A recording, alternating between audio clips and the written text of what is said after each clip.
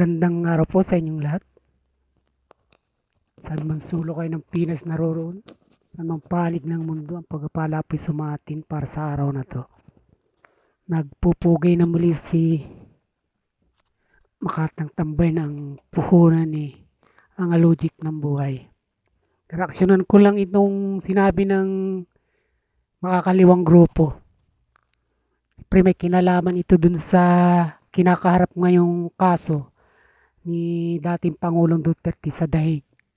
Sabi niya hindi may tatatwa at wag nang magkaila si Duterte na siya talaga ang mastermind ng mga naganap na patayan.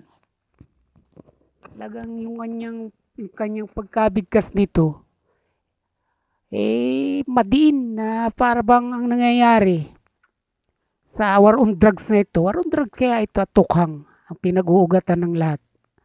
Para bang nangyari yung mga pagpatay na yun na isa lamang kapritso ni Duterte na talagang kumbagay parang thrill killer si Duterte, parang yun yung dating nang nasusolve lamang kumbagay kung makakita ng bangkay o mayroong mamamatay, lalong-lalo na ng mga sibilyan at ng inosente.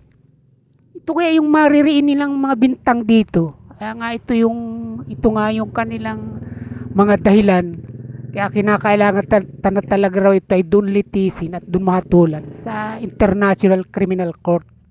Dahil ang mga bagay raw na ito ay hindi talaga ito kaya rito sa ating bansa. Hindi kaya ng ating korte itong mga ganitong uri ng mga kaso. Di ba crimes against humanity yung akusasyon sa kanya. Pero dito nga tayo, reaksyonan ko nga itong sinasabi nila na hindi may tatatawag ng magkaila si Duterte na siya yung mastermind. Itong mastermind, very familiar to sa ating lahat lalo na sa panahong ito. Kasi nga itong mastermind, hanggang sa ngayon nag-aapuhap tayo. Naghahanap tayo kung sino talaga yung mastermind sa napakalaking pagnanakaw na sa kabanang bayan. At kaya nangyayari nito, pag ikinakawing itong mastermind, parang ang katumbas tuloy nung war on drugs ni Duterte, yung tukhang, parang katulad na rin ng pagnanakaw sa kabanang bayan. Parang gano'n na rin dahil marina sinasabi nila na wag nang magkaila, wag nang itatwa na siya talaga yung mastermind. Pero ang reaksyon nga natin dito, malayong malayo sa isang uri ng pagnanakaw, ang war on drugs. Kung halimbawa kung puro mastermind ang ating babanggitin dito, at halos maihalin tulad doon kung sino nga yung mastermind sa napakalaking pandurugas na yun sa kabanang bayan, sa kasalukuyan, ay malayo itong war on drugs ni Duterte para sabihin niya na si Duterte talaga ang mastermind sa lahat ng patayan na naganap. Kasi ang war on drugs, pulisiya ito.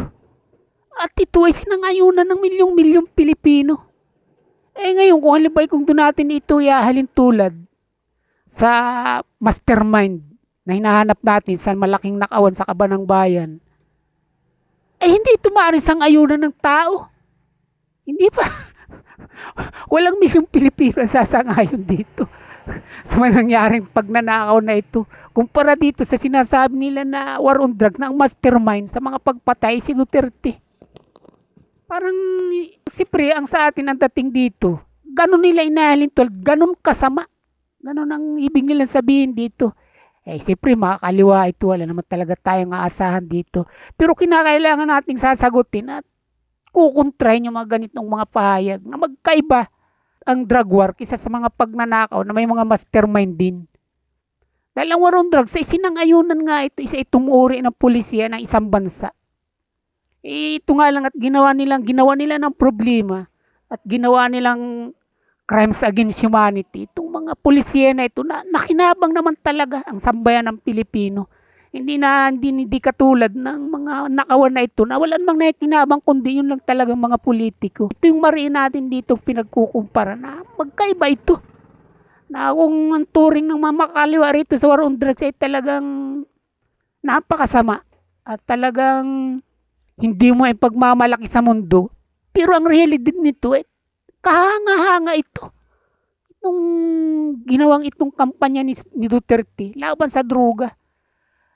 Ay sapagkat sa hinaba-haba natin, ito ba'y alam ng ibang bansa o nitong ICC? Sa hinaba-haba natin, maraming mga naging pangulo. Wala naman naglunsad ng ganitong mga mahigpit na pagtuligsa sa malawakang droga sa ating bansa na nagaganap. Dati pa ito, kahit hindi pa si Duterte ang pangulo. At ito nga ay lumala ng lumala na umabot na nga dito na halos narco-politics na nga ang tawag sa atin dahil ito, nung siya ay maupo nga natuklasan niya na marami palang mga generals ang sangkot dito. O kung hindi man yung tuwiran talagang gumagamit, ay tinutolerate ito na kumbagay nakikinabang sila sa mga drogang ito. At isa pa, edi mga politiko na nasasangkot din dito na marahil ang mga panahon na yan, kaya ito'y lumuwag ng gusto at talagang lumaganap sa buong bansa o naging rampant sa ating bayan, ay dahil na rin sa mga politiko na isa rin na nagiging kasabwat ng mga drug lords na ito. At hindi ba't ng mga panahon na yun ang dami mga drugs laboratories na mga niraid nila at pinagwawasak nga ito at pinagsisira. Ganyang karampant noon ang droga na marahil ay hindi alam ng ICC na may ganito kalbang problema ang bansa noon. Kaya inilunsad ni Duterte ang drug war. At pumayag ang tao rito eh. Di ba't kasama niya ito sa pangako sa kampanya? At ibinutos siya. At ito ngang mga pangako niya noon na 3 buwan ilulutasin niya ito. Itong problema sa droga. Ay sinumbatan pa siya rito ng mga kritiko niya na sabi nga 1 taon na wala ka namang hindi mo naman pala kayang gawin at hindi mo kayang wakasan katulad ng pangako mo noon. O ito yung ating paglilinaw dito na ang war on drugs ay pangako niya sa eleksyon at pinaboran ng tao at ibinutos siya. Ito yung ating nililiwanag dito sa mga akusasyon na tila mariin na sinasabi ng mga kaliwa na si Duterte ang mastermind sa lahat ng pagpatay. Na parang ang katumbas sa isang uri ng scam. Isang nakaririmarim at kasuklam-suklam na gawain ng isang leader. Na katulad ng nangyayari ngayon na kasuklam-suklam din ay ditong mga pagnanakaw na worst in history. Hindi ba?